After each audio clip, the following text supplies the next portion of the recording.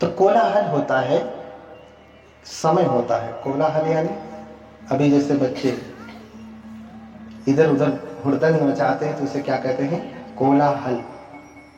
ऐसे ही कोलाहल होता है। तो चक्रवर्ती कोलाहल होता है, कप्प कोलाहल और बुद्ध कोलाहल। तो कोलाहल क्यों कहा? कोलाहल यानी आतंक समझिए, लड़ाई झगड़ा, हल्ला गुल्ला, शोरगुल, वाद विवाद, ऐसा। तो ऐसा होता है तब ही आते हैं। अच्छा, बुद्धों का समय जब होता है, यानी जिस भी आप भगवान को मानते होंगे, चाहे जीसस को मानते, चाहे मोहम्मद को, चाहे राम को, कृष्ण को, चाहे बुद्ध को, महावीर को, किसी को भी मानते हैं, जब वो जन्म लेते हैं तो वो समय पावन होता है ना। जिस समय में वो जन्म लेते हैं वो समय बड़ा शुभ होता है ना। होता है? नहीं होता ना? कि होता है? वही समय अच्छा होता है ना कि नहीं होता? ये समय बहुत बुरा है। हाँ? नहीं, ऐसा नहीं होता। वही समय सबसे बुरा होता है जिस समय भगवानों का जन्म होता है, बुद्धों का जन्म होता है, या किसी भी भगवान का जन्म होता है। क्यों? जब कोलाहल हुआ तो कैसा कोलाहल हुआ? उस समय अगर कोई स्त्री सुंदर हो जाए तो उसे नगर वधू बना दिया जाता था। नगर वधू यानी नगर की वेश्या। अगर कोई स्त्री सुंदर हो जाए तो उसका मात्र इतना ही अपराध है कि उसे सुंदर नहीं होना चाहिए था। सुंदर हो गई तो अब वो किसी एक पुरुष के साथ उसका विवाह नहीं हो सकता। आज होता है ऐसा? नहीं होता। मनुष्य भी पशुओं की तरह से खरीदे बेचे जाते थे। जैसे आज गाय भैंस आप खरीदते हैं ना, दास दासी खरीदे बेचे जाते थे। मेला लगता है ना, ये मेला वाला बहुत पहले से ही चला आ रहा है।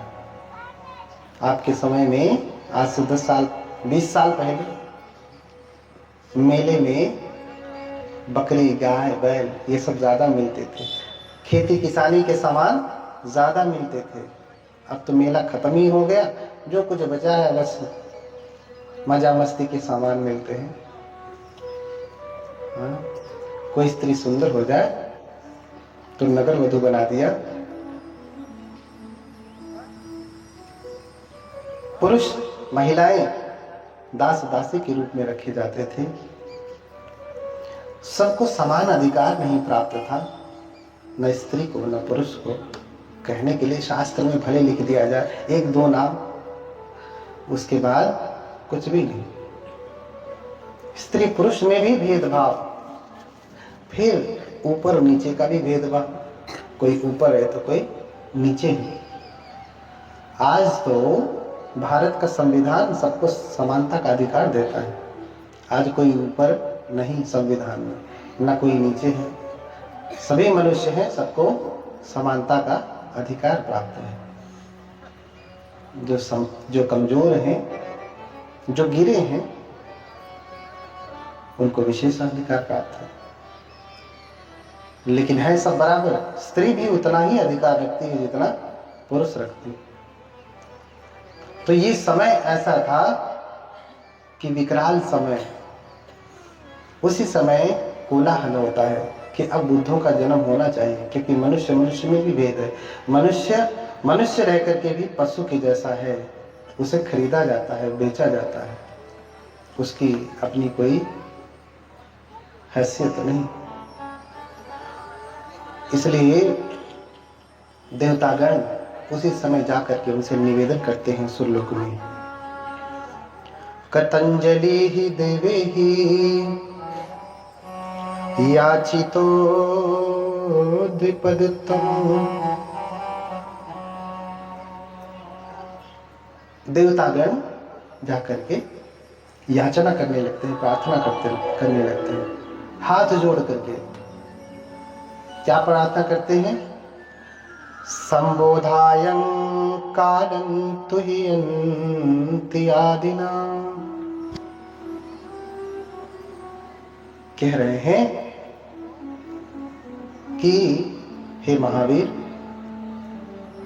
आपके संबोधि का समय हो गया, अर्थात आप मनुष्य लोक में जाएं और बुद्ध बने, ऐसा समय आ चुका है। क्योंकि आप ही मैत्री का, करुणा का, न्याय का, बंधुत्व का पाठ पढ़ा सकते हैं, कोई और नहीं पढ़ा सकता। उसी समय कपिलवस्तु के राजा हैं शुद्धोधन। शुद्धोधन बड़े ही नैतिक राजा हैं। एक बात आप ध्यान रखें कि कोई भी बुद्ध की माता नहीं हो सकती, कोई भी बुद्ध का पिता भी नहीं हो सकता। उसके लिए विशेष योग्यता होनी चाहिए। हाँ, सभी के गर्भ से कोई बोधिसत्व नहीं पैदा होते। वही लड़ाई झगड़ा करने वाले, खेलने कूदने वाले, नौटंकी करने वाले ज्यादा पैदा होते हैं। किसी के गर्भ से अगर कोई महापुरुष जन्म ले रहा है तो धन्य है वो माता, धन्य है वो पिता। ये पात्रता उनकी है जो उनका गर्भ उन्हें धारण कर पा रहा है। इसलिए माता को भी धरती पे सबसे बड़ा कहा गया। प्रश्न पूछा जब यक्ष ने कि भूमि गुरुतरा किम, धरती से भी बड़ी कौन है? तो कहा भूमि गुरुतरा माता, माता सबसे बड़ी है। इस धरती पे सबसे बड़ी कौन है? माता है। और पिता को आकाश से ऊंचा कहा, पितोच्चतरम चखात, पिता जो है आकाश से भी ऊंचा है। क्यों?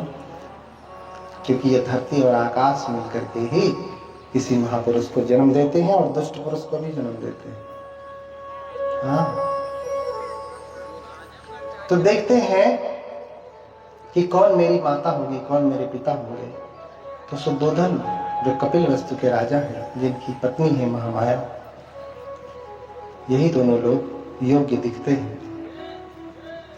लेकिन शुद्धोधन को, माता महामाया को बहुत दिनों से कोई संतान नहीं हो रही थी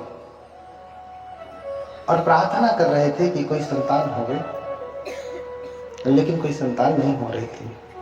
और जब संतान नहीं होती है तो लोग बार बार पूछते हैं कि अरे भगवान, मैंने क्या बिगाड़ा था कि मुझे संतान नहीं हो रही है। और जिसको संतान हो जाती है वो भी कोसता है, भगवान मैंने क्या बिगाड़ा था जो ऐसे संतान हो। नहीं हुई तो भी कोसते हैं और हो गई तो भी कोसते हैं। दोनों तरफ से कोसे जाते हैं। कौन? जिनको भी ये मानते हैं अपना भगवान, उन्हीं को कोसते हैं। हाँ, अब बार बार प्रार्थना कर रहे हैं। शुद्धोधन कोस नहीं रहे, महामाया कोस नहीं रही है, प्रार्थना कर रही है, उपोषित व्रत रखती हैं, शीलों का पालन करती हैं। लेकिन आज पूर्णिमा का दिन है, आषाढ़ी पूर्णिमा का दिन है। माता महामाया उपोषित रहती हैं और उपोषित रहने के बाद मुक्त हस्त से दान करती हैं। देखिए, दान करने का बहुत बड़ा पुण्य है। दान करने का बहुत बड़ा पुण्य है, लेकिन किसको किया जाए यह भी महत्वपूर्ण है। शराबी को देने से पुण्य उतना नहीं, इतना सा थोड़ा सा है, जितना दिया उससे भी कम है। हाँ, घाटे का है।